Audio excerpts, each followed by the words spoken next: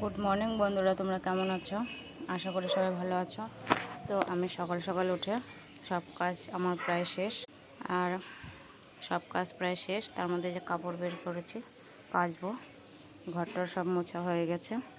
তো দেখে আমাদের গিন্নি কি করছে, পাকা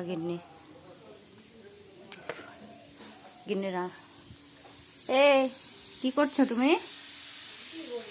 হুম, দেখি কি করছো।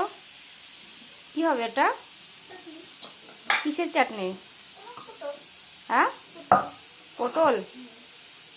ওর মধ্যে কি কি দিয়ে চাটনি করছো?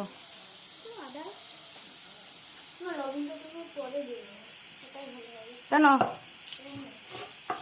তো ওই যে দেখেন রান্না করছে, কড়াইয়ে পটল ভেজেছে, ওই যে প্রেসারে ভাত বসিয়ে দিয়েছে, আর ও ওখানে পটলের চাটনি করছে, পটলটাকে ভেজে চাটনি করছে। এই যে দেখেন। তো আজ সকাল